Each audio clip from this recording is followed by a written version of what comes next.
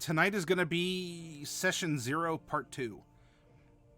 If we're going by Tuesdays, not necessarily a calendar year, though it's really close, this is actually a year of the game.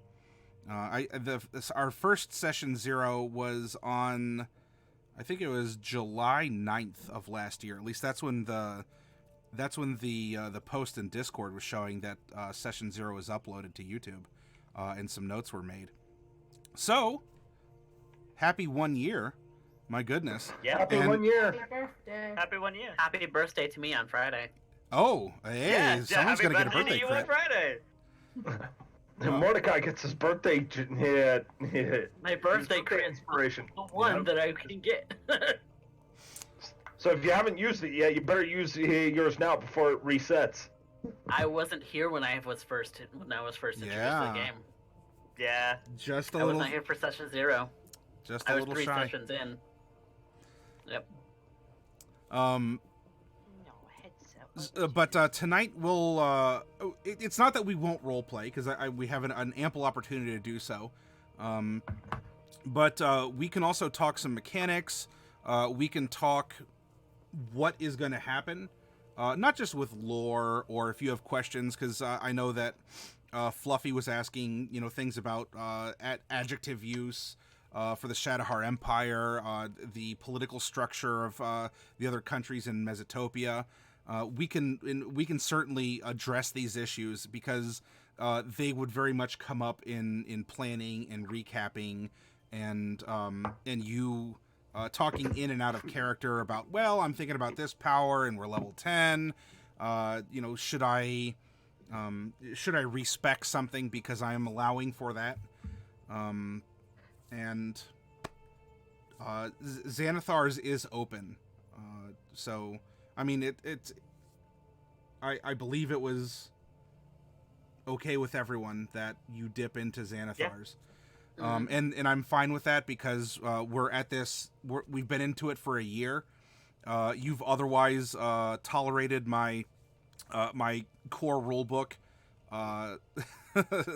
smackdown for this first year here, and to give you a little bit of breathing room. And if you want to tweak characters and whatnot, this is a good opportunity to do so. And after all of the lore bombs and the struggles and everything that has happened, the highs and the lows alike, I want you all to just kind of sit back and, well, last session was called Breathe, and let's catch our breath and explore what's happening and the direction that your characters are going to grow, and thereby the direction your characters are going to go. And so we can discuss things like downtime activities, that's fine, but this is us just, if we're all sitting at a table, I'd buy us a couple pizzas and we just sort of sit back and, have a fun kind of table talk, kind of out of character, in character. We can role play some stuff. We can still advance aspects of the story. But this is where I really want to, I think that we need this opportunity where we're all together and I can answer questions and you all can bounce ideas off of each other.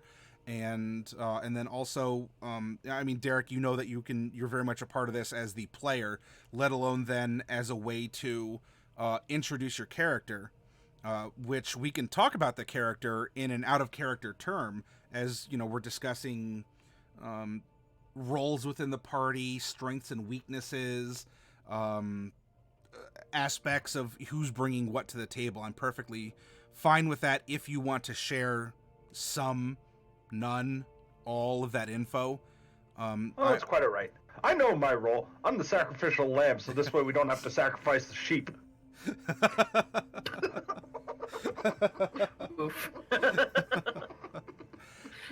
I really tried to devour Bright early on, but she just kept resisting the tentacle monsters, so... You don't understand. I know she's tough to kill, okay? She I get really... that. Okay? On purpose. I feel like I should re-roll at some point a diviner just so this, with the lucky feat, and just make it as much BS as possible to end up saying, nope! Just every single time, as much denial. don't Yep, even no, have just- lucky. Oof. But no, you know, I didn't realize though, because we're at that level now, there is actually something that I know I figured out that Celine needs, and I know some of the other members of the party probably need it, especially Bright, because spellcaster. Money, and lots of it, lots of money. I also need to We're refresh such a poor party. We really We're are. so poor. We really are very money poor, and we need Yeah. to sort out our situation such My that Tuesday heads up game. Everyone's Okay, loving. come on, here, Celine. You get paid when you complete the quest. We've completed Nothing. one. In a year, we've completed one quest. or two technically. No, What was we the did second one. one? Well, we were going to go and do the thing for Symphonics, and he was going to pay us, but then the thing happened. That I- didn't. We it still doesn't- haven't get paid. We still didn't We need complete that money! quest. We got the one thing. We got the crystal. We didn't get the sap. We didn't finish the mission. Oh, that's right, we didn't get the sap. That's right, we ran away because the flesh tree consumed Was Jake. gonna eat us. Yeah. We've done one mission. We're level 10. And, you know what else we need to do? I do have a lead, but we'll talk about that in-game. As to something that we could do that might earn us money and or lore points and or other things. Don't worry. I came in with a character that will solve every problem known to man.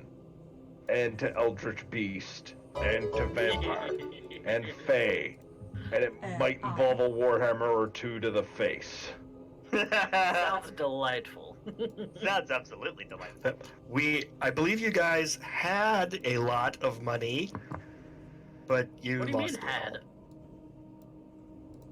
Had when we aboard got- the when ship. we all had to you get- you had all kinds of gems, and then you didn't. Nope, those got consumed by the construction But of the to ship. revivify. Yep. And the Technically thing speaking, that we're we in. didn't really sorry. have the money anyway. I'm sorry, okay? That's Oh my no, fault. no, it's No.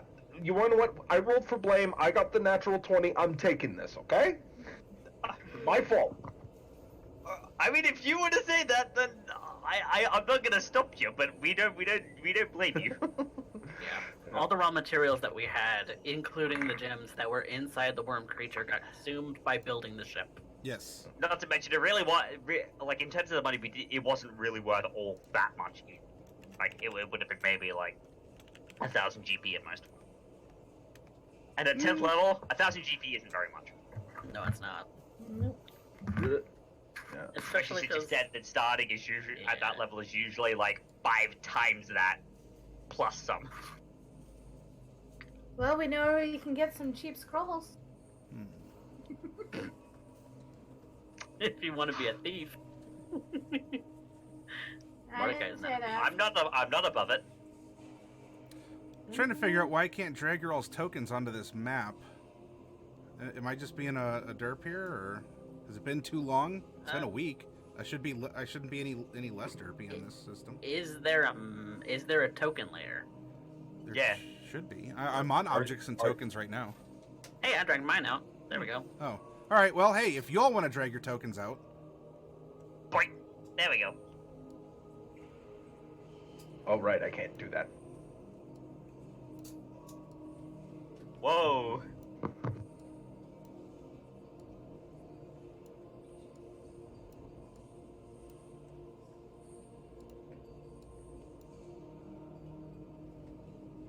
Little, I'm more like this.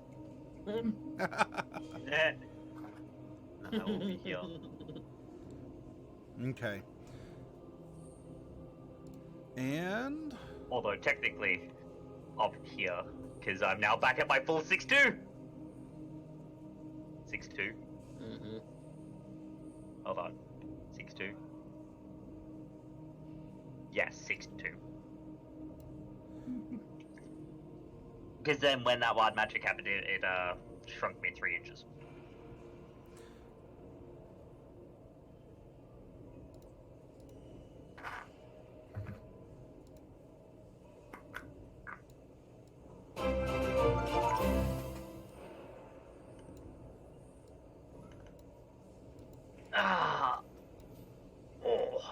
go.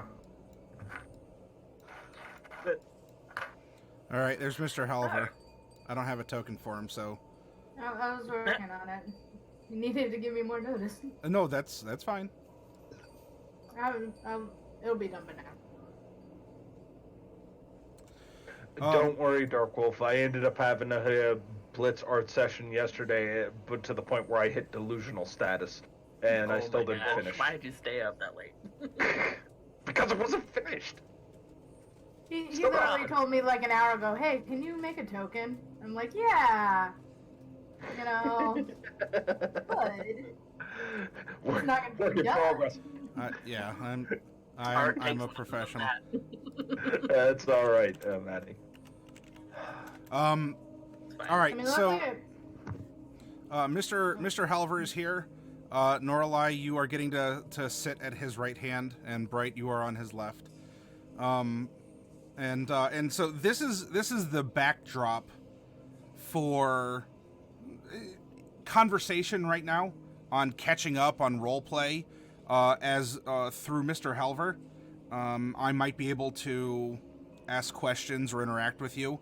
As upon your recovery, I mean, you're going to get together, you're going to share stories. There was already some side roleplay about some stuff that's going on, questions and catch up.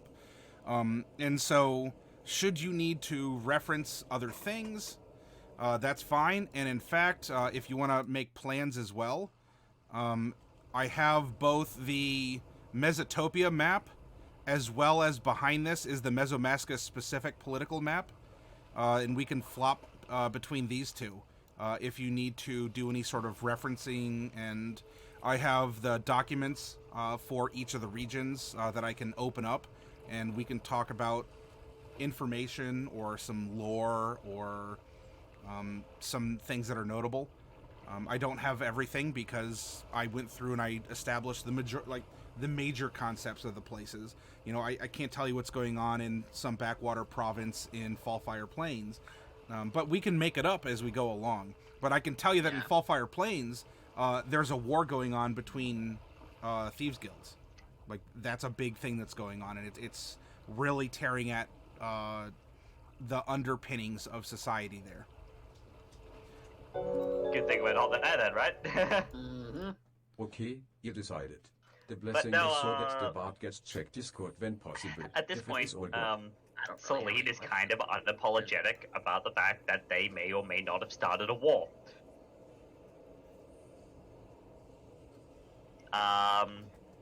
Mainly because if anyone were to ask, Celine believes that Shadowheart is a threat that must be destroyed with extreme prejudice, and that there is such a thing as acceptable loss.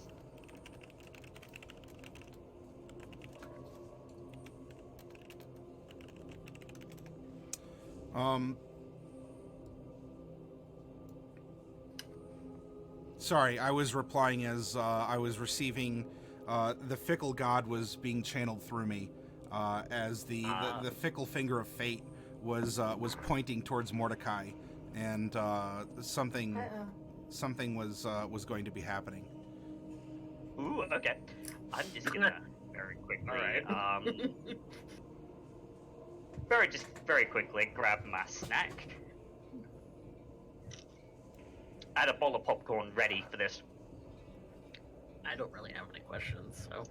popcorn. You know, popcorn. Maple making popcorn. All right, I'm going to open up the Dungeon Master's Guide, and then I'm going to ask for some rolls for Mordecai. Woo! I should be heckin' concerned, maybe? Well, a fickle god, Always. a fickle and/or pickle god may be involved, Oh my.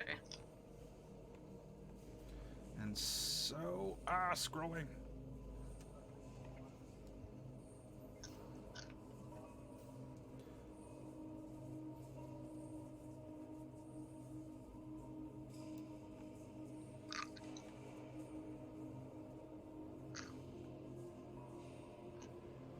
All right.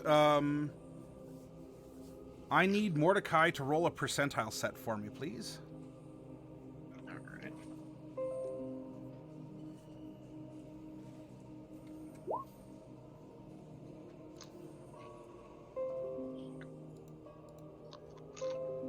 Sorry, Windows is like, oh, you doing something? Nah, it's cool. Don't worry, I got this. Windows is a butt sometimes.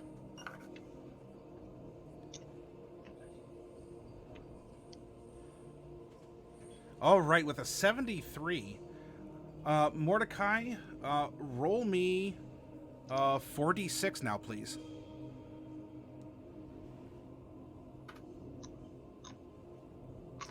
Okay. And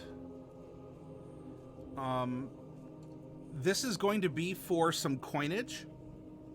And I'll tell you the circumstances around it, but I'm telling you this right now because all of you do have an inspiration point, and this is going to be a small treasure parcel.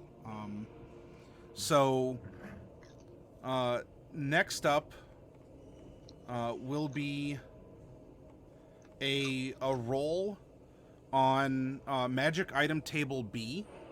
So nothing necessarily super powerful, even at the tail end. However, actually, before we get there, because this is going to be a B, but there might be something else in here as well. Let's see.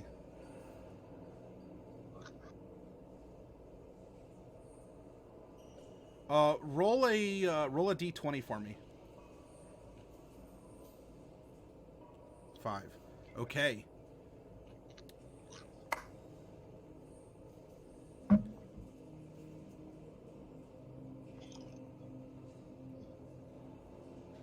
All right, now roll 2d4 for me, please. Oh my. Oh. Okay. And lastly, now if you want to re-roll, I suppose I should have offered this, but this is for a number of art objects. The next roll is going to be for a number of times to roll on magic item table B. You can just take a straight up 1d6, or you can use your inspiration and roll 2d6 and keep the highest. Or, if you want to save it, if you intend on using it, you can wait and use an inspiration on one of the rolls within the table itself, not the number. I think I'm going to save it for a roll within the table. Okay. Then, I think that's a good idea. Then roll 1d6. 4. 4. Alrighty. Now do me a favor and roll 4d100. Well, actually, hang on. Wait, no, before you do that. Do you want to use your inspiration? And On the first one, yeah. sure. All right, so let's do that one separately. Roll 2d100, and then we'll do the others in sort of a cluster.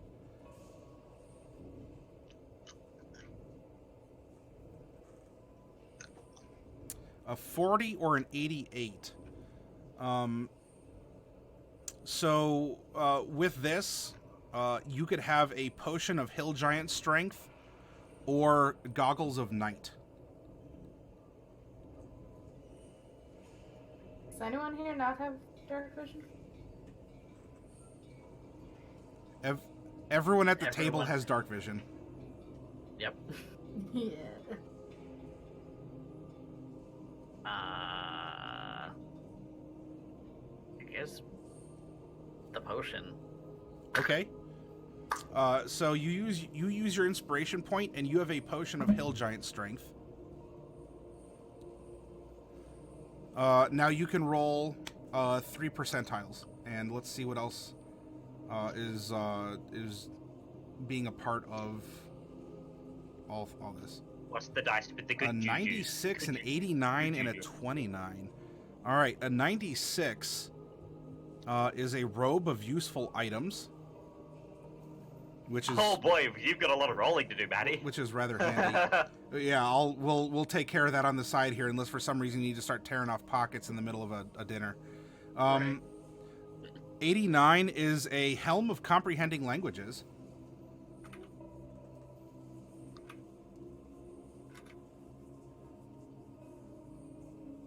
Okay. And 29 is a potion of resistance. What kind of resistance?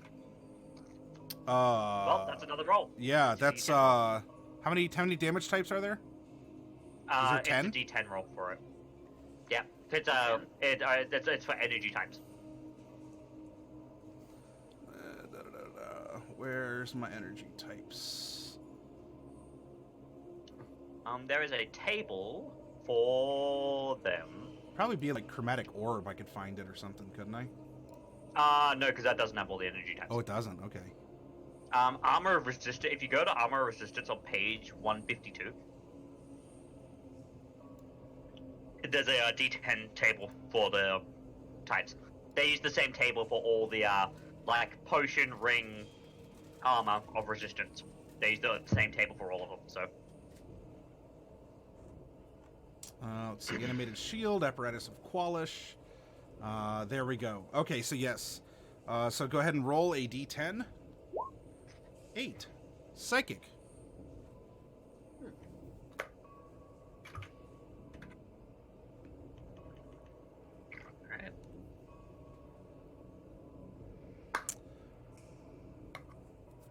Alright. Okay. So this is besides rolling out what the art pieces are, which may not be immediately relevant. You had 7 250 gold piece art pieces that are included in here. I'm not gonna lie, most of those will probably get sold off relatively quickly. Yeah. Because, That may be. You're going to receive this from Mr. Halver as you all are back together, and you're giving him information. He's listening to the things that you're saying, and he does know that you're strapped for cash. And so there are some things that he can part with, especially because it would seem that Siphonix, your former sugar daddy dragon, is no longer able to reward you for performing in pubs. So he is going to, with apparently a little nudge from a fickle god, enhance the treasure parcel that you would have received otherwise. So this is made available. Did we get money, or just the stuff? I'm sorry. I know there was a roll for money. There was a roll for money.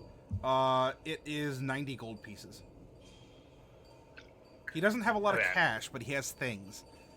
He has lots of things that we could then go and sell and get more money, which is good because actually, did we have any gems from the last little pack still, or did we get rid of all of those? We whatever was in the party funds, I had saved in a document, and that's all we had. Okay. I'm still keeping track of party funds. Now, as for another aspect of the meeting, because this is going a little bit out of order, but nothing that is being brought up would infringe on this parcel. In the retelling of events of what happened,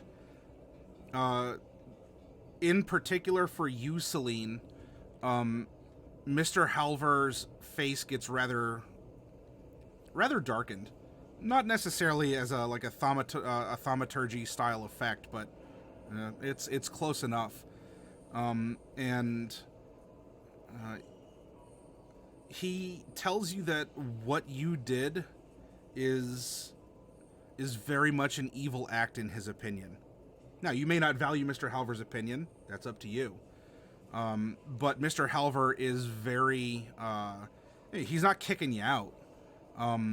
But he is going to rake you over the coals about what had happened regarding liquefying an allied force on the frontier of a war zone, and risking Seltur, risking all these people who have families back at home, who were volunteered or perhaps even some were conscripted to serve, and that this is a fighting force on the border where the Shadowheart Empire has been leaking through, and overtly and covertly, perhaps even, moving military troops and equipment.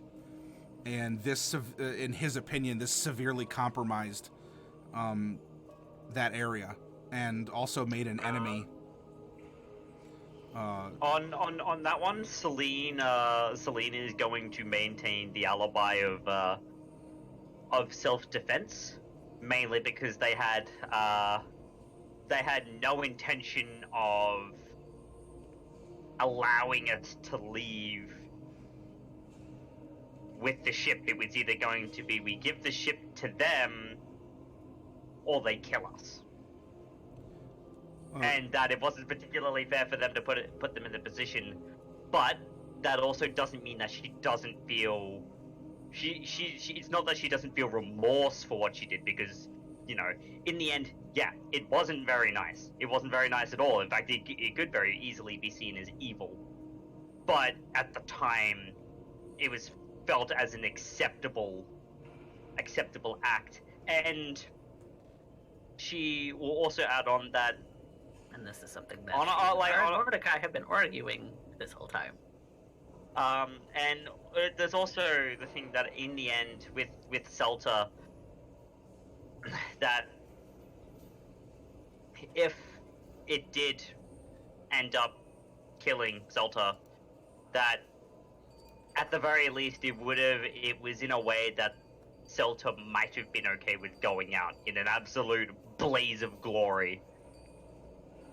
Not that it makes it any better, but to slip into Mr. Halver's role here, and for Norlai and Bright, who are sort of flanking him at the table, you know, he's giving off not a darkness, but definitely, like, it dropped a couple of degrees. Like, he's getting really chilly during this part of the discussion. So instead of getting heated, he's actually kind of cooling off a little bit. Down. And so I will go into Mr. Halver as we meet this out, and both as an NPC, through an NPC's opinion, and as a DM here. You mean he's getting chilly, literally? Yes, yeah. The temperature around him it's not dropping in a dangerous fashion, but there's a chill in the air and there's no breeze inside this room. Seltur, did it get a little cooler in here all of a sudden? Celine, what you did was unconscionable. I can't even pronounce that word. I'm so upset. And you're straightforward with it, which doesn't make up for really anything, but it is appreciated all the same.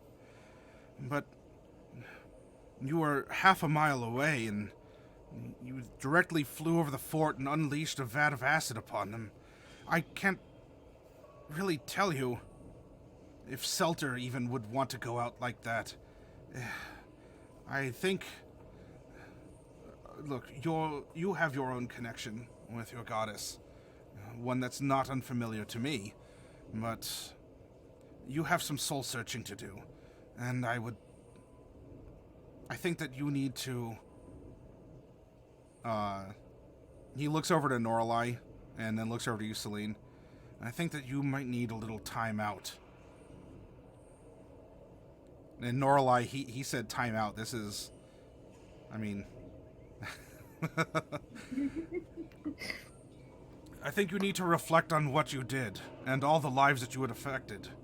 And you alone aren't complicit in this, Celine. And don't think that I'm here... pass the butter, please, will you? And she will do so. Thank you. He's still civil and eating, but he's... As cold as it's getting, he's raking you over the coals.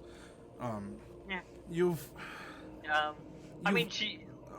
abandoned someone in this fort. I don't...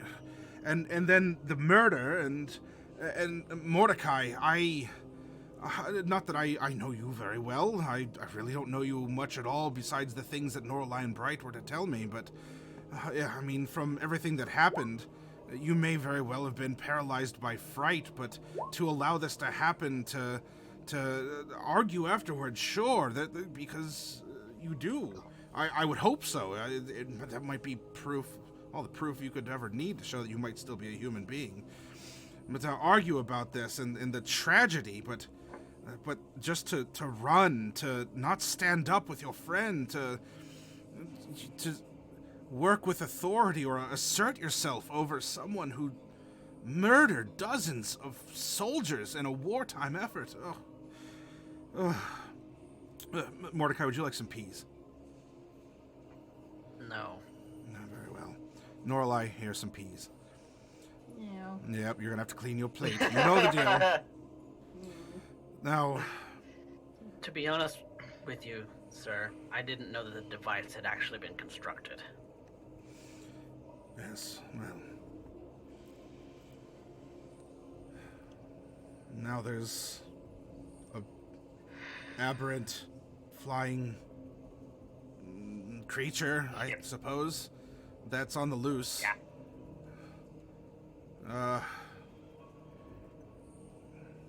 I know a lot Trust about me, magic, and this is certainly magical. Trust me, if I see it again, I'll be sinking it into the depths of the ocean where it belongs. I don't know if that would make it more terrifying. I think that there's been enough. There's certainly... As I grow older, and if you look at me, I'm very old. Yeah, I have this long white beard. That should be proof enough. But the older I get, the more I see things change in this world. And there's just no going back.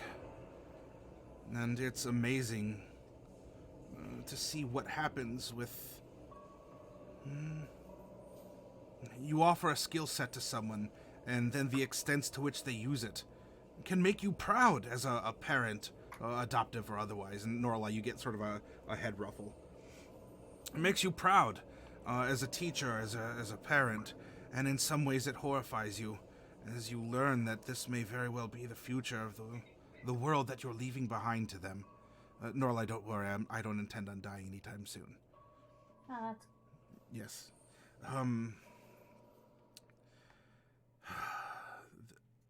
I don't really know what else. I've said what I needed to say. I think that you're fully aware. You've been fully aware, not even just at this dinner table, of what happened and what it cost. Not just the soldiers of the fort or the people of Aslandia, but the whole of Mesotopia, Mesomasca included, of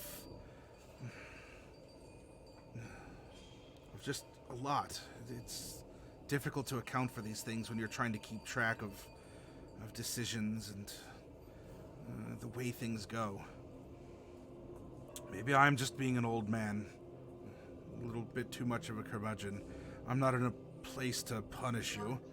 I just honestly met you for the first time, but I've spoken my piece, and between the two of you, and he motions, Mordecai and Celine. Celine, I sincerely hope that you can search your heart and find peace with what's happened. Because that kind of morality, that kind of rationale, that kind of thinking, that's been used before. Slippery slope. Well, in a sense, it's also just... It's an old way of thinking from an old people. And those are the type of people that those in Mesotopia are fighting against. The rationale of superiority, of being able to do something because you can, especially with magic, to reduce people down to bones, if that, to melt flesh, to corrode. This is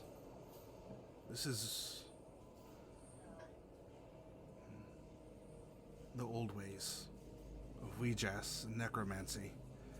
The old thinking, the things that those pilgrims so long ago fought to shake off. The stereotypes of necromancy and necromancers, the callousness, the detachment to take it from... Well, I'm sorry, I'm lecturing. But let this be a warning, Celine. From someone who's gone out of his way to study for a lot of his long years.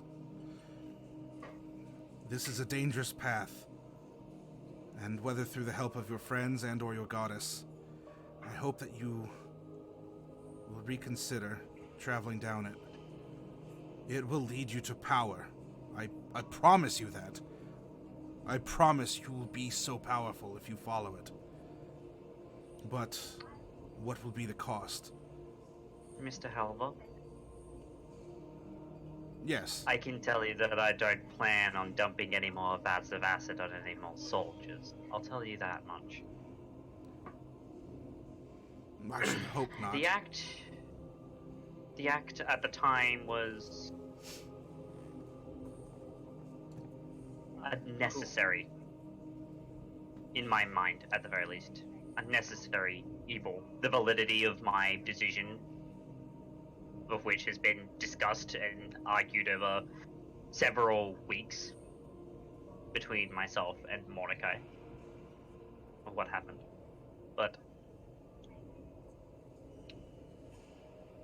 I will tell you that I didn't want to have to do what I did. Unfortunately. Nobody wants to, Celine.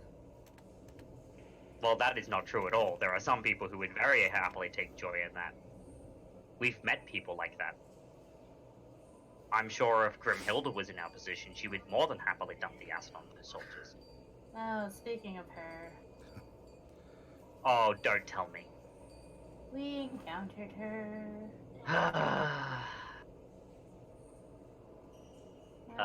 Fluffy, you're muted.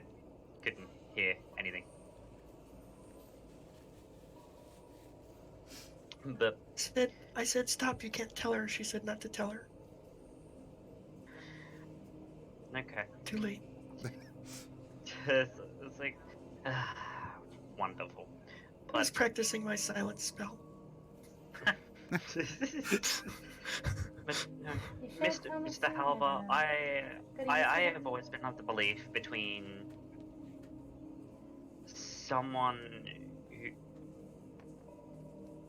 someone who is evil and someone who will do the wrong things for the right reasons is separated by empathy, remorse, atonement. Trust me when I tell you that, as I said, I didn't want to have to do what I did. But the Aslandians tied my hands into a bind, and the last thing that I wanted was to give a ship, powered by magic like that, to anyone. In fact, as soon as we got back to Mezamaska, I had every single plan of vaporizing the ship and everything on it, and sinking it to the bottom of the ocean, so I that no one would suppose. be able to use that technology. But we'd never know. We'd never know now, considering, eyeballs with teeth clawed their ways out of our necks and jumped into the ship and dumped us and flew off. This may be sounding very much like generic old man advice. And perhaps it isn't for good reason. But there are always options available to you, even if it seems like there's not. And those options, finding them, discovering them, and using them, are what will truly set you apart from the others. Not in power, but in resourcefulness and thoughtfulness. And I hope, Celine, that you will have many more opportunities to find these resources and to learn and grow. There's nothing that can be done about the men that have been lost, and women, at that outpost. Well, I suppose you could always go back and apologize. But, barring that, or making some If sort they of... didn't try to throw me in chains, I would be more than happy to. Well, can you blame them? Of course not. Was it I wouldn't really blame them. that, Bright, Was can it you hand me really some of those between snacks, that? please? Celine? Sure. A choice between here. killing them You want? I've got some junior mints. or going to prison? Oh, Was that the choice? I'm much too senior. Do you have senior mints? No, the choice at that time was either they were going to take the ship and do hell knows what whilst we were shipped off, or we were not going to give over the ship, and they were most likely going to kill us. How? I mean, We were airborne, 200 feet in the air. Yeah. Mordecai, they accused us of being Shadahari spies as soon as we landed. As Of soon as we course they refused to hit. did. We looked like it. Oh, yes, Bright, by the way, to answer your question, Shadahari or Shadahar is both appropriate for use. Use whichever one, I guess, tickles your mouth more to say. Okay. What about Shadahari Blibdilpoop? No, no much twist, I suppose, but be careful in the company that you say that. Okay. So, Mordecai, I was of the belief that it may have been correct, it may have been incorrect. That they were going to be more than happy to simply fill us head to toe with crossbow bolts and let that be that. And whilst I am not afraid of death, it wasn't time. Whether that was the right decision to make or the wrong decision to make will show itself in time.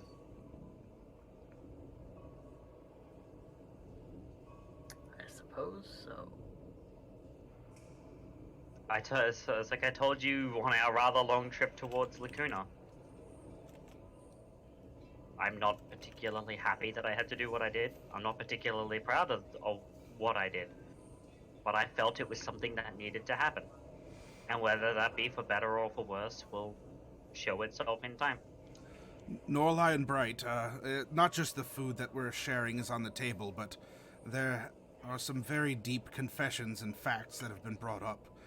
And I believe that if ever there was a time to confront doubts or to put things out there, this is the table to do so, with friends around and a good meal in front of us.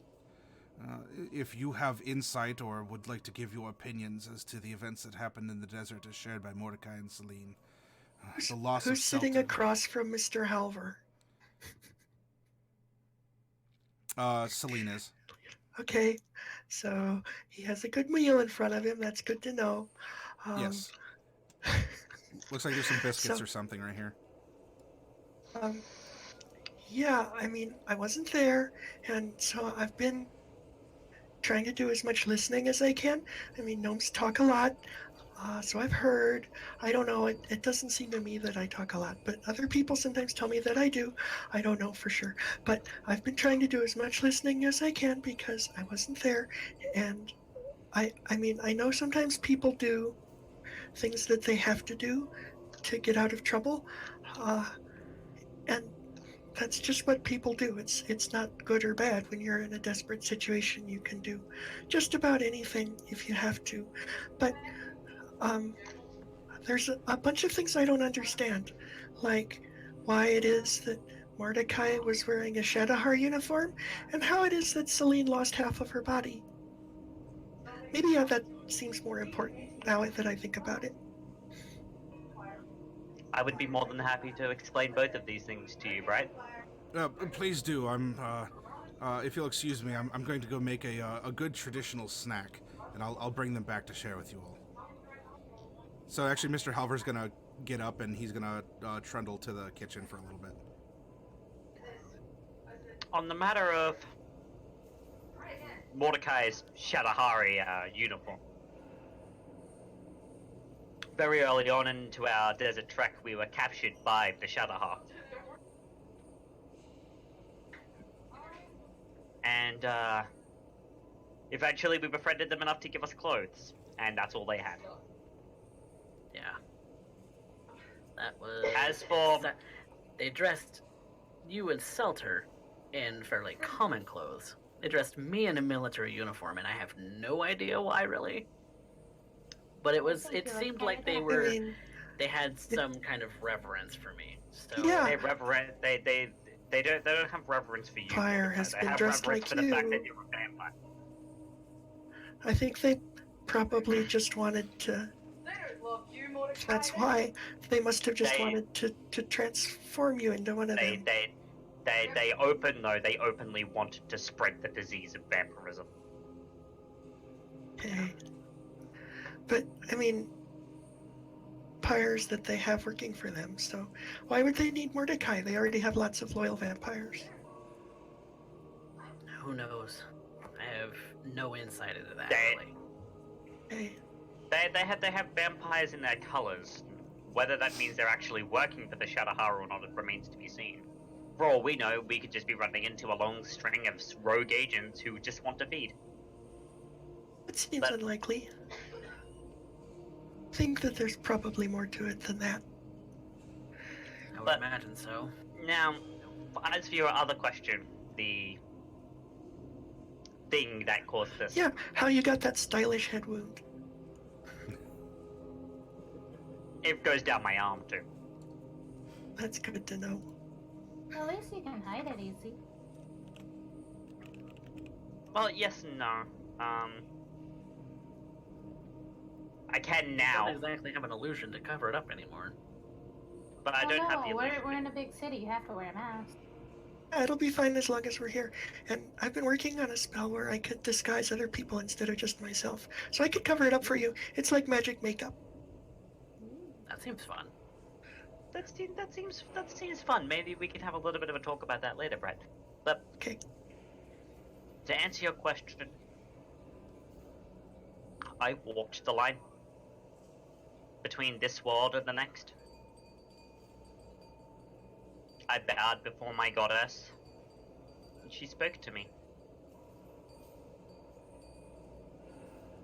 She said simply that I could either go with her and be by her side in the Kabab Macabre amongst the massive blade storms of black ice. That sounds like hell. Sounds cold. Not really. Neither of those things, actually. But I'm definitely really planning on going to Bitopia now. I don't like endless cold and ice. Let's not do that. Never mind, finish the story. and the other thing that she offered me was that she would be able to send me back, but she would take something from me. I think it's pretty obvious that you can see what she took. It's not very nice of your deity to bargain like that when Yeah. you're so desperate. That's just cruel. But anyway, so while you were walking the line, what was at the start of the line?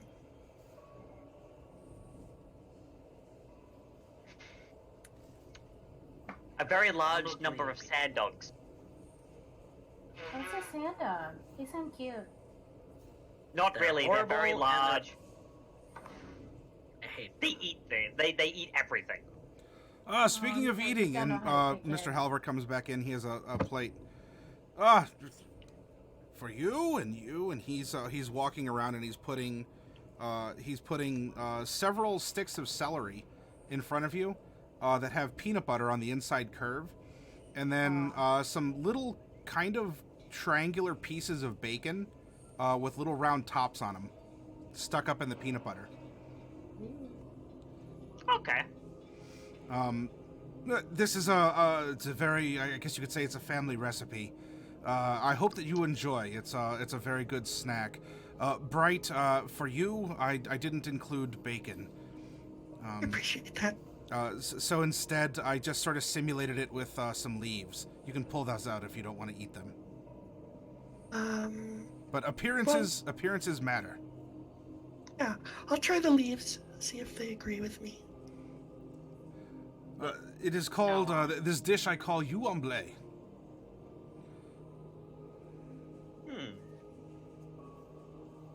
What does that mean?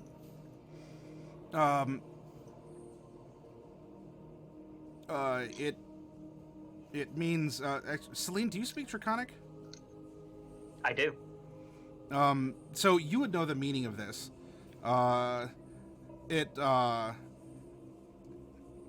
It means "oh run." Oh, run. Selena raise a brow from raise a brow at her brow at Mr. Halver, like, oh really? Yes, well, it looks like the little figures are fleeing down a dirt road. I thought it was whimsical. You know, when you bite into it, you just get that crunch of the celery in your mouth, and it's just that nice roasted. Well, for you, Bright, the leaves, but for those of you with the bacon, just that savory crispiness in your mouth. Now that you mention it, maybe I won't have the leaves. But thank you. That's understandable. I want to respect your culture, Bright. No, still, enjoy the celery and peanut butter. It's really good. I'll do that. But no, Is everyone always eating each other? It's celery, right? It's not a person. No one's eating each other. but no,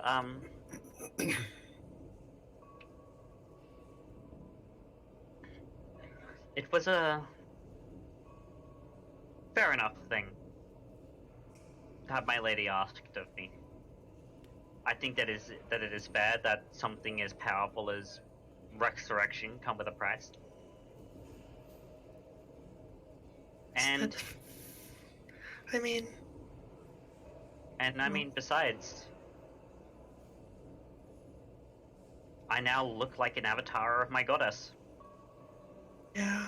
Still very weird. Just putting that out there right now. Anything to do with the divine is weird, Mordecai. Don't deign to understand a god or a goddess, because you just won't. Their motivations are some of the most quixotic in all of the world. I'm sure you would know this, Mr. Halber. Well, there's a particular distinction between the gods and those who might seek to emulate them. There are forces in this world that have more or less been meddling with the men and beasts of Mesotopia and beyond for a great long while. And they have done, in my opinion, more harm than the gods could hope to do. That said, it is very easy to invoke the name of a god and to claim to act in his or her favor instead, as who's to prove otherwise?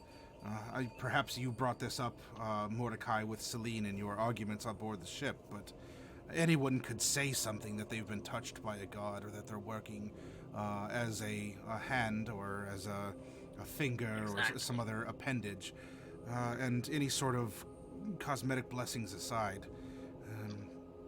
If you have your own will, Celine, that can always muddy the waters, and that is where true faith resides. It's not crystal clear and perfect and pure. Faith is very muddy. It's very dirty.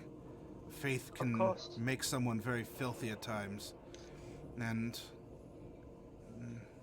at the same time, there are many who are pure who also claim such divinity.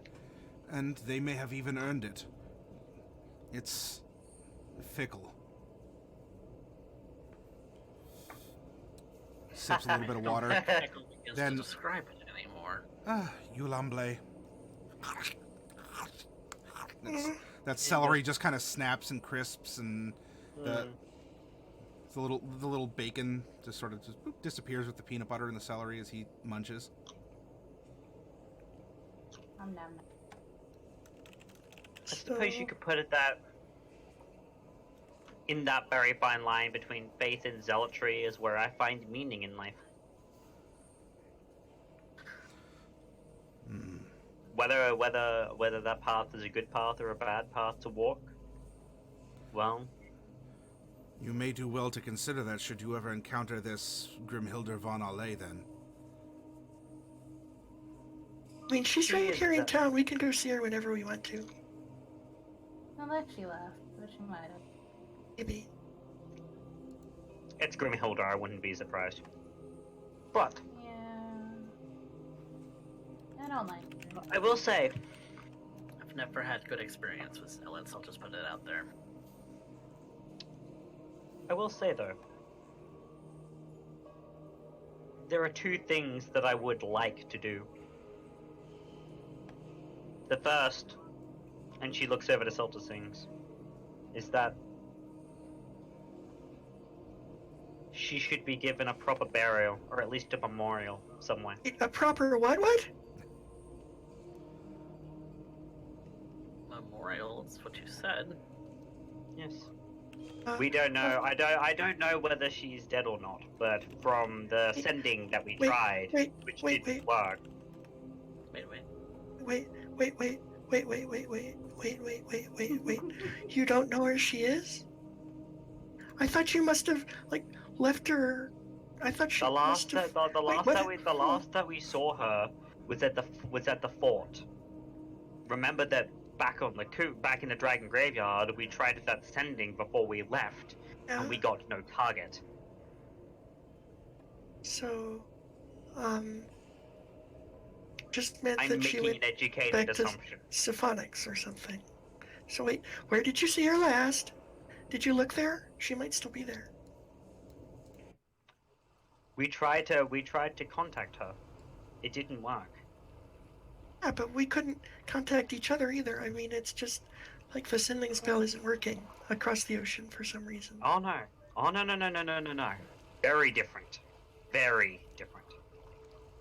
When we tried to contact you, there was a proper block between us and you.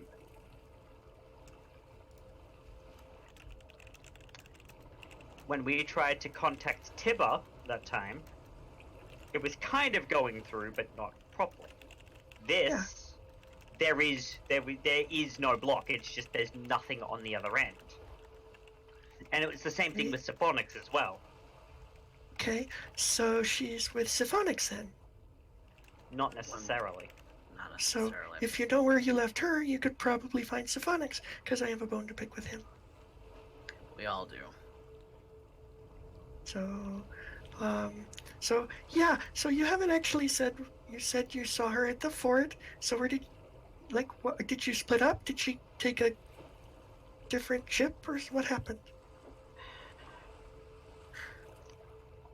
She decided to stay back and fight and cover our escape. No, So... that's not what happened. I grabbed you and Dimension Doored out. Well, yes, but So you left her behind, then?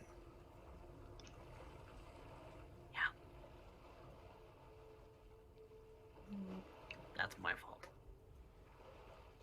and they were kind of shooting crossbow bolts.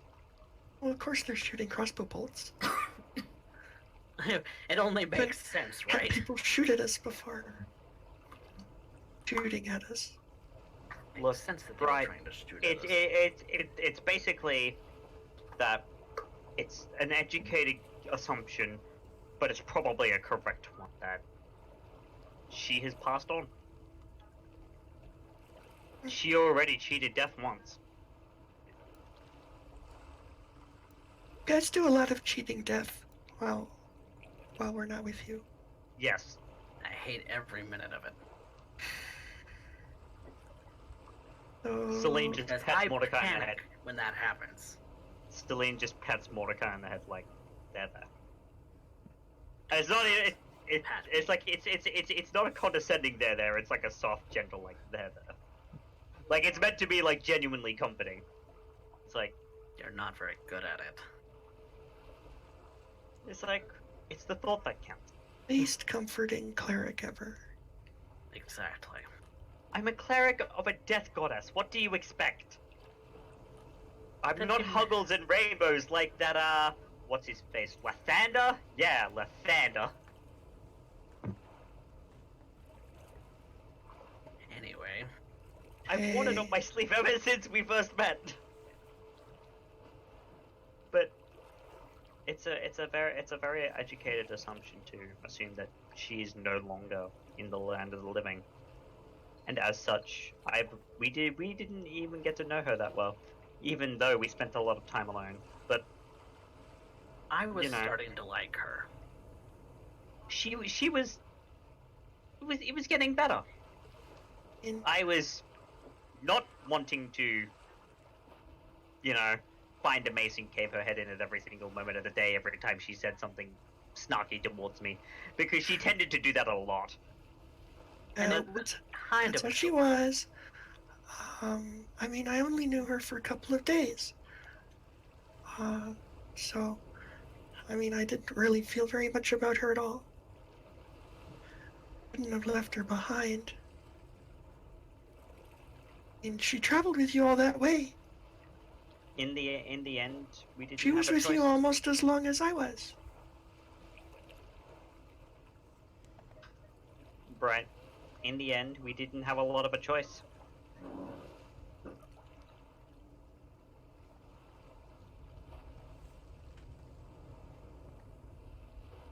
And instead, it doesn't suit well with me at all.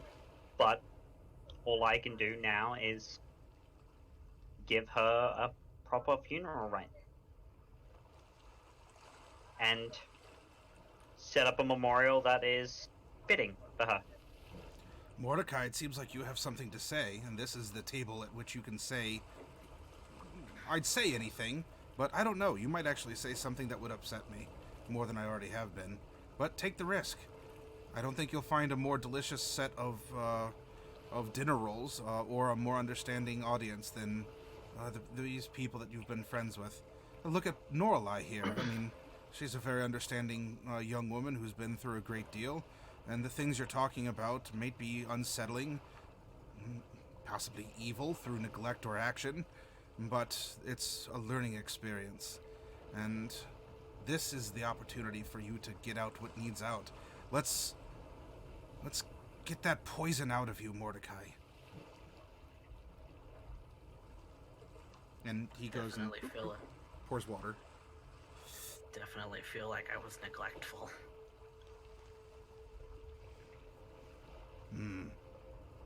That's... wasn't... She deserved better than that. She did. As crass as she may have been, she was wise. Weirdly enough. But unfortunately, when things come to a head, this world shows absolutely no quarter. It is either sink or swim. It's a nasty way to think about it, but in the end, it's true. Mordecai... This world and the things that govern it do not care very much for us.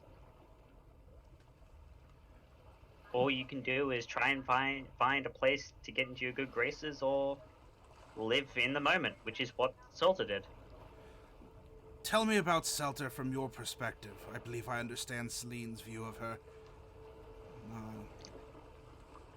You seem to think of her differently, and I would like to know more. Celine was a Dragonborn, yes? Seltur was a Dragonborn. I'm sorry, Seltur. Yeah.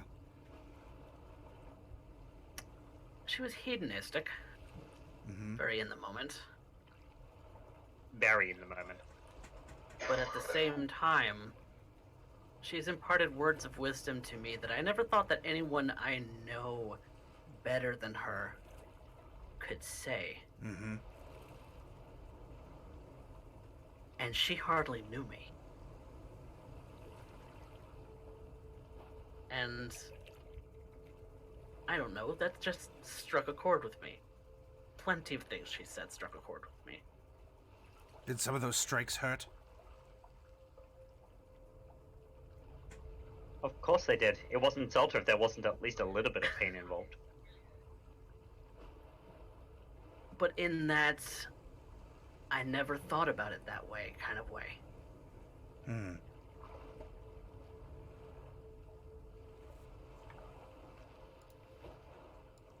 I don't know. just feel terrible. Do you feel you've suffered a loss by losing someone like this in your life, Mordecai, for the briefest amount of time you knew her? I've lost a lot of people. Is she just another person? No. Oh. She was a friend, even if she didn't think so. I share this sentiment. Much like Jade, if she didn't think so.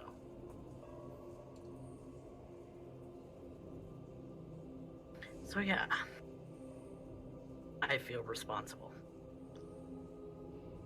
Because every time we've lost someone, it's because I couldn't stand up.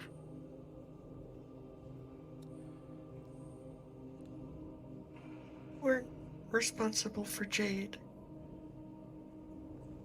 She chose what happened to her. But it does sound like you were responsible for Seltur, so you can have that one. Yeah. She did something rather brash, yes? When you were describing your events in the desert, she jumped inside of a desert worm. Oh, She did, yes. if that woman had she had the courage of an entire military force behind her.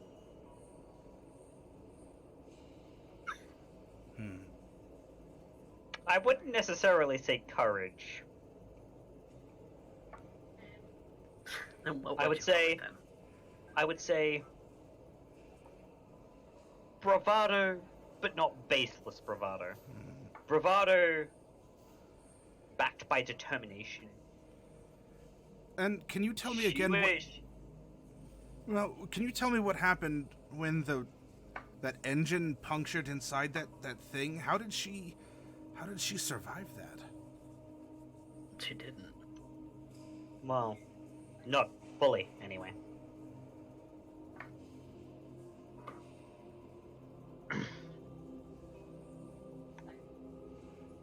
What do you mean? She Not fully. She completely melted in acid. We had to revivify her. Well, kind of. How do you melt a black dragonborn in acid? Very carefully, apparently. Very, very, very powerful acid. Yes. And ghosts. Because that's what the engines of the ship were powered by. Yeah. A tornado of souls would be the best Souls way that to are describe what totally happened. not humanoid souls. They're demons and celestials and things, yeah. Not Definitely necessarily. for sure. Definitely totally don't not know. humanoid souls. That's not The Shadowheart wouldn't be above using humanoid souls to power their ship. Yes, they're humanoid why- souls. Which, Mr. Halver, this is the reason why I didn't want to hand the ship over to the Aslandians was because of the fact that of what was powering the ship. That kind of magic belongs in nobody's hands, and we were only going to use the ship for as long as is absolutely necessary to get our objective complete before we destroyed it, so that no one would have access to it. Yep. I don't An know that you idealistic have the balls scenario. for that, Celine. But I don't know if that's necessarily what would have happened or what could be feasible. I understand your desires, but I don't think you could have done it, Celine. would... Oh, I would have. I have nearly killed you twice, and you still haven't killed me. You Nice. killed me twice by almost draining my blood, Mordecai. Exactly. Twice? Wait, twice? Yes, twice. Twice? Twice. And that was when I was willing and not fighting back. Twice? Yes. Right. Twice. So... What's the... Let's not get into that, shall we? No, I think we should. I mean, if you want to, but Because you promised that your feelings for me would not get in the way of you killing me. And you they're not haven't done going it to. yet. feeling? no, I haven't done it yet. You haven't pushed that line yet, not completely. Twice, Celine. Desperate times call for desperate measures, Mordecai. Mr. Halver looks at Norlai and Bright. Were they not together? Yeah, that's new. That's new for sure. Very new. Sometimes, Mordecai, the line must bend. But I haven't broken my promise to you. You haven't full-on attacked me out of nowhere in an attempt to feed on me, and I can guarantee you the first time you do... You don't call the Sand Dogs me attacking you for no reason? No. Really? What do you justify as no reason, then?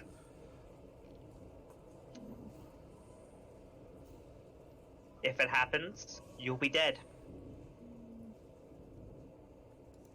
I don't like this conversation. Huh. Okay, It's what I promised you, yes? last time, wait, so before they left, I thought Celine was interested in you, and I kind of thought Mordecai was interested in me, but I'm okay with this because I wasn't interested back, and I don't think you were interested back either, but should we feel jealous? I don't know if I'm supposed to feel jealous. I don't know what's going on, right? I really Okay. don't. Okay, that's fine. I'm more interested in the twice. This is why I like sitting in the corner and playing with my cadavers. Yeah. It just so happens that Mordecai is a It white just happens cadaver. that this cadaver is animated, that's all. Yes. I would like to take a moment, Norlai, my dear Norlai. You are still rather fresh and new to the world. You have sat, you've sat at the grown-up table, so to speak, and you've listened to a lot of ideas and reasons and confrontations and possibly even bonding between people, as mixed as they could be. And Norlai, well, you are still somewhat innocent to the world, and I say that with respect, as I believe that you are on the cusp of venturing out into it and fully blossoming into who you are. I'd like your opinion on things. What you've been very behaved. You've been snacking. You discreetly removed the peas off your plate when you thought I wasn't watching. Have your peas. Yeah, Norla, you need to eat the greens.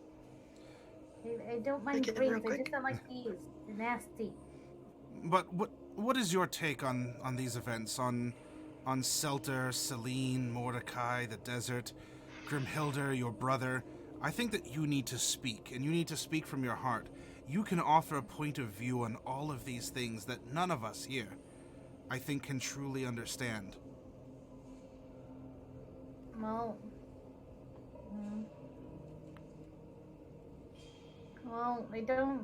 I don't think what Celine did was right or a good idea. Mm-hmm. Because, like, you guys could have just left without putting acid on people. 'Cause that's not nice at all. And if you guys were on the ship, you could have just left. And, I mean, unless you were, and you guys left Seltur there, and I don't know, I didn't know her well, so I don't know. But, like, if you guys were going back to the fort, you should have gotten her. Otherwise, you should just left. You know? Just left. Because that's probably what I would do or suggest. Mm-hmm. And, I don't like this conversation about people killing each other, because that's not nice either. And I don't even know about phonics and all that, because I don't get how all that happened. You guys were gone for a while too because of it. But my brother, there's something wrong. He shouldn't be acting the way he is. And this Grimhilder girl, she's kind of creepy. and she's hanging out with my brother, and I don't like that. And we need to go get them and find them and make sure that we stop what's going on with them. Noralai? Yeah. I hate to interrupt, but I'm pretty sure her puppeteering those meat suits back at the logging camp kind of showed that she's a little bit more than creepy, even by my standards. And my standards are pretty flexible. She wasn't at the logging camp. That wasn't Grimhilder. No, that was a fiend. Yeah. Grimhilder's just... I mean, she's also kind of a fiend, but not that kind of a fiend. Just the metaphorical kind. I mean, as far as I know, maybe she's a fiend. I don't know. But I think she's just not very nice. We'll remember that, Well, that's exactly what she was doing, was puppeteer was doing the thing with the bodysuits back at the camp, because that was her. No, that was no... She wasn't there. There was And that wasn't- No, evidence of her. she wasn't there, but that was her bidding. No, that was... Because we were told that by That was Ben Bartolus' wife. Yeah. Yeah, I mean, Ben Bartolus is... Am I confusing Ben Bartolus? Grimhilder snitched the location, but that was... Oh, snitched the location, that's yes, right.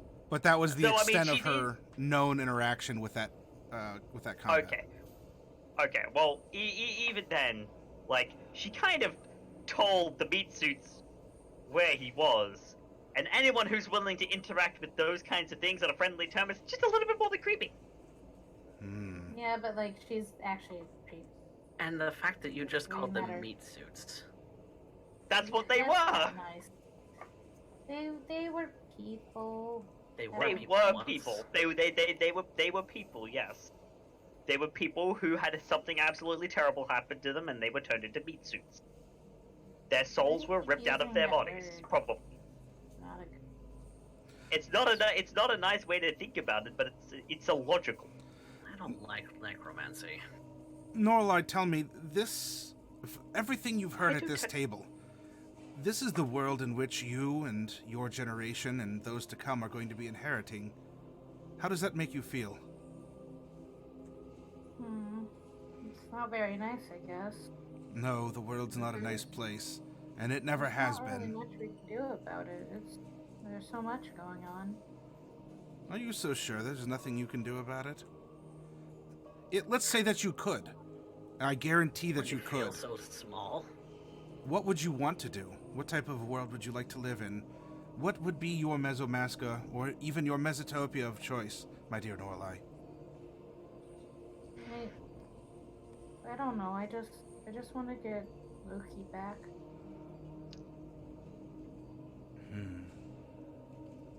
Ideally. All you want is your brother?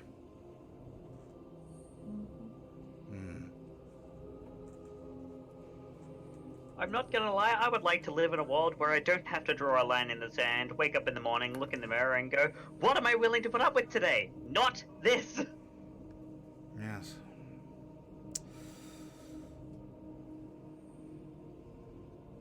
Just this world being Norlai, a bad place right now. Exceptionally. if your brother was a meat suit, as Celine had put it, how would that make you feel? What would you do?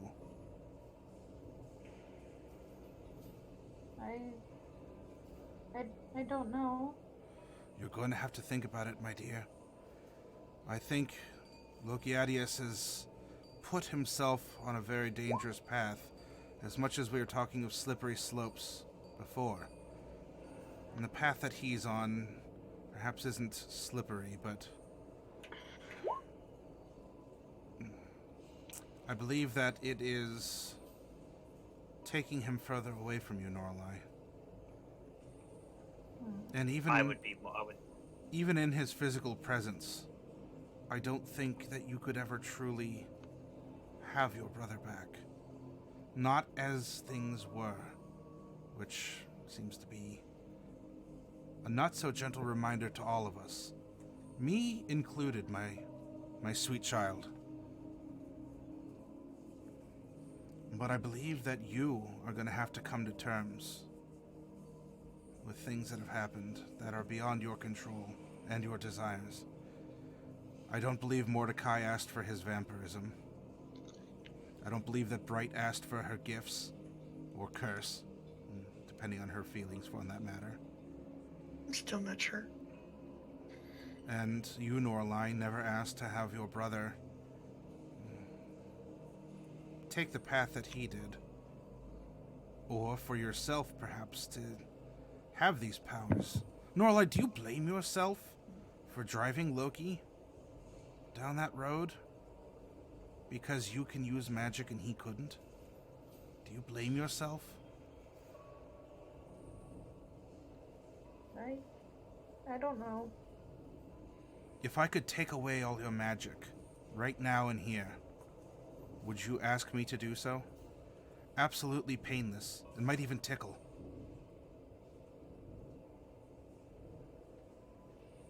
Only if it would give me Loki back. It wouldn't fix it normally. I would say that Loki is less walking down this path and is more being dragged down it by something else. Let's call it a brisk jog. We found him while you were away. Then he's not looking back. Should have gone after him, but Norla, you're too young to frown like that. Bright, you're too bright to harbor such dark doubts. Celine, you're brilliant, but I think you get lost in your own madness. And Mordecai, you have such potential, and you're afraid to step up and use it. I myself, well, I'm not immune. I'm, flesh and blood like the rest of you. Who am I kidding?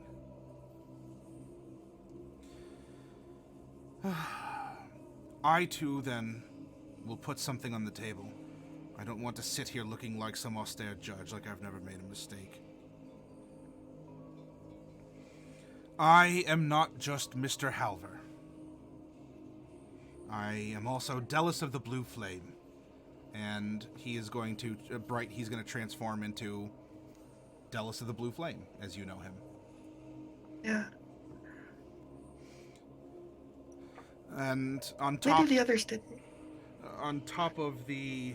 Well, I mean, you can confirm if you wish, but... on top of being Mr. Halver, Delis of the Blue Flame, and several others, there is more to me than what you've seen.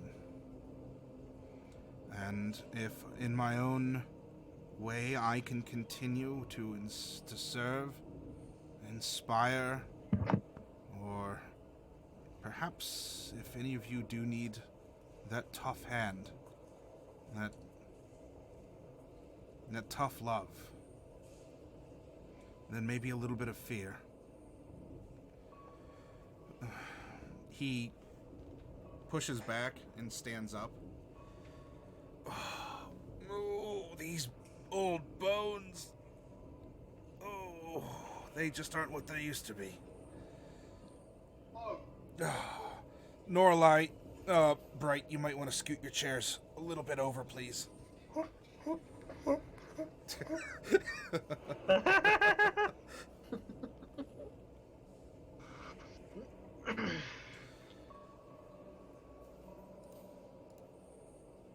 Before you go any further, you said you knew Stephonics well, yes?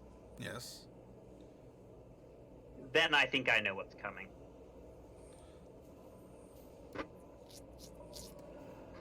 Whoops.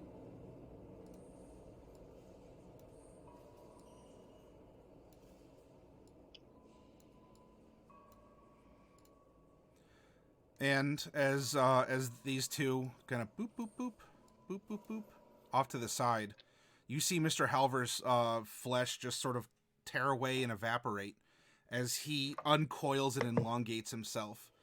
And there, standing in this dining hall in an impossible house under the streets of a very large city, is a silver dragon. Still looks like he has the beard, old horns. He does look old in a sense.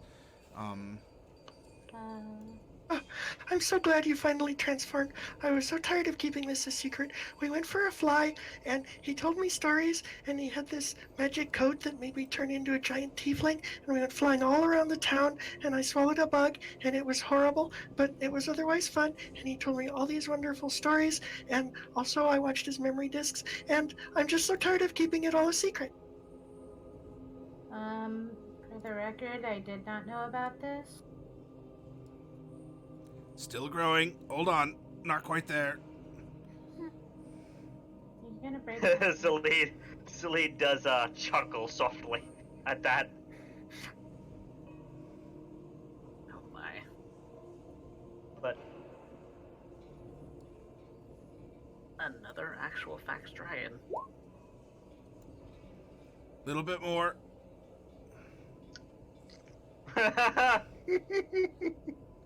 Oh wow. I'll play that, Derek. That's funny. Brian reacts again.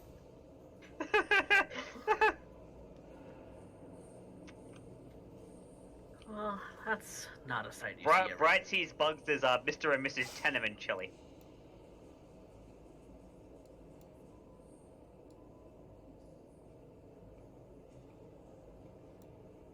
Oh, stretch. Little bit more. Ugh. I thought this house couldn't hold large people. Well, I'm bigger than large, so technically I'm correct. I'm not large. If I was to put a word to it, I would say gargantuan. Definitely at least huge. He looks out windows that don't really have a view, but they do let in a very nice light.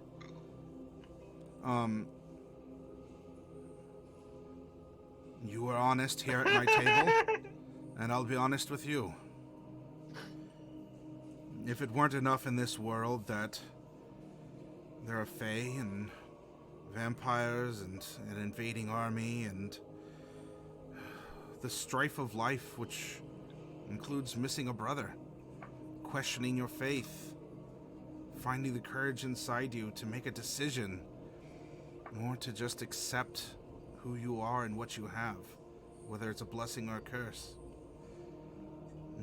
So too do dragons exist, and from what I understand, giants are out there as well, pushing back against their boundary. The world. I have an eye. I know, it's gross. I am here, as girthy as I am in my natural form. You'll have to pardon me. You develop a couple extra folds and wrinkles with as old as you get and as large as I am. The world that you thought that you knew and hoped for. And Norlai, I mean, he's looking at you, but his tone of voice is really addressing everyone. It's gone. I am proof of this alone, even if everything else were sunshine and rainbows. And if anyone had to break that to you, it's going to be me. You hold ideals, and that's beautiful and wonderful in their own ways. But there's realities. There's more out there than you could hope or fear for.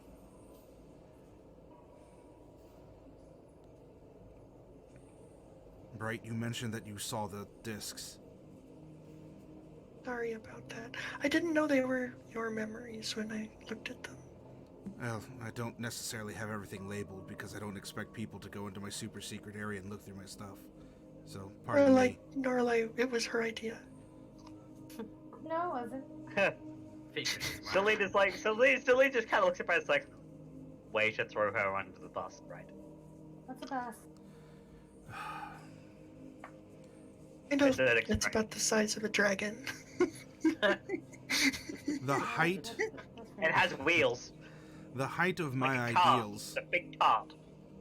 brought me and my kind to the lowest of the low points, personally, as a people, a species, as a force on this world that held no rivals until they did. But our ideals made us blind to the realities that these people could actually stand up against us, innovate beyond what we thought we knew, adapt,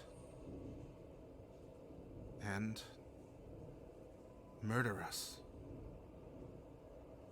Gather us together in one place and metaphorically drop acid on almost all of us. Our ideals raised us so high and brought us so low. We weren't willing to deal with the reality of the situation. And then it seemed to happen again. And again. And I wonder if it's going to happen again for the third time. Does history repeat itself? It may echo.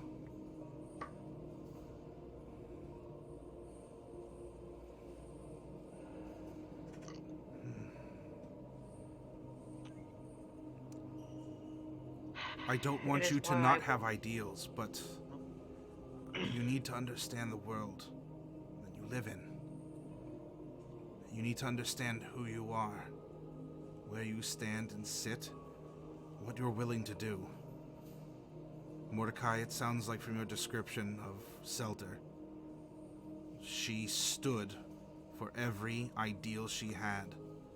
And in the face of death itself, she wasn't willing to compromise that. And for the time that she had it, she had a blessing. It's one thing that I could say about Seltur. She was willing to die on the hill that she stood on for her ideals. And that is respectable. It is not easy to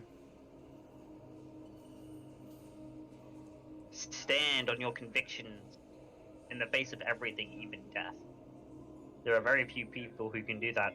And even in death and beyond it, wherever she is now, I'm sure she will be the same as she was in life.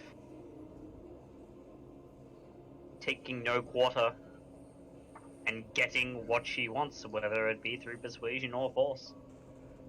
The kind of person she was. The kind of person she'll always be.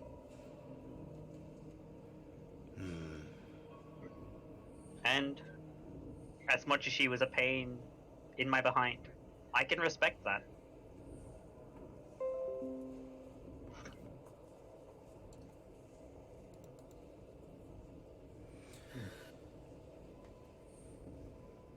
It's definitely admirable. What ideal did she die for? A good question, Bright. Glory. She saw the ship as hers, as her property, and she saw the Aslandians as people who were trying to take her property away from her. The idea was what's hers is hers, and that no one else may lay claim to it. How very draconic of her. But this talk of ideals and the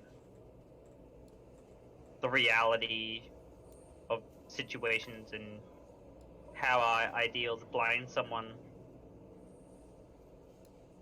that is why, for the most part, I walk the path that I do.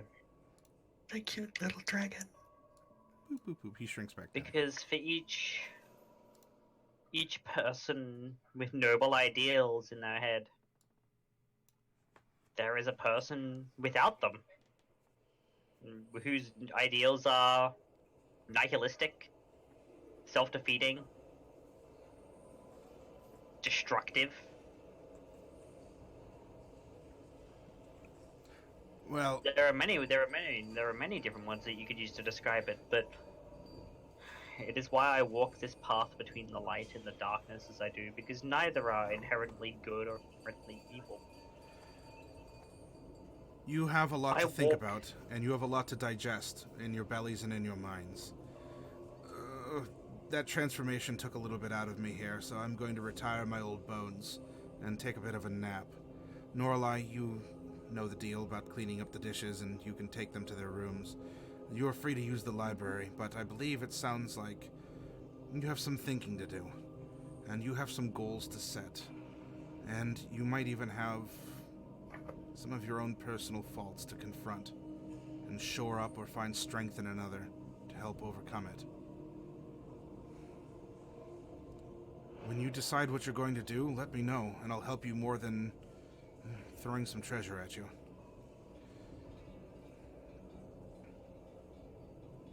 But I'm going to retire, and I hope that you will take some time to think about things.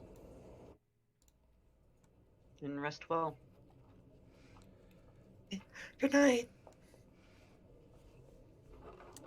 So, after this meeting, roleplay in and out of character, a lot of things were put out there, very salient points, poignant points, and the floor is left open to you as you are here in the one corner of Mesomasca or Mesotopia itself that is reasonably safe, gives you access to talk, train, research, just go out and walk around the public and get information, or just be surrounded by people. And, the wonderful, the barons of commerce, the drunkards puking in the back alley, and everyone in between, if you wish. What are you fighting for? Go out and take a look. Or seize your goals. Or grow. And so with Mr. Halver retiring, he's not leaving he's not leaving. He's not going on a trip or anything. But he retires, and while we can certainly still roleplay, what I would like you to do is, with the timeline, with the lore, with the revelations, with any sort of interpersonal questions you have, including trust issues or the seeking to develop. I mean, Mordecai, if you still harbor a fondness for Celine despite how she acts, this might be a good opportunity to keep the flame kindled, or to look elsewhere, or I don't know, however you'd want to process this. It's not just a one or the other option here. But we can talk a little bit in out of character terms as you are getting this level bump in the face of all this information and the time and the training and everything that you've been through. You as characters have grown and developed, and as you know, I'm allowing you to go back, and if there's a couple things you wanted to switch out, if you wanted to have a takesy backsy on something, or you wanted to even switch your class. It was brought up, Celine, if you didn't want to be a death cleric, and instead you want to move into a grave cleric out of Xanathar's, maybe that would be more appropriate for Celine.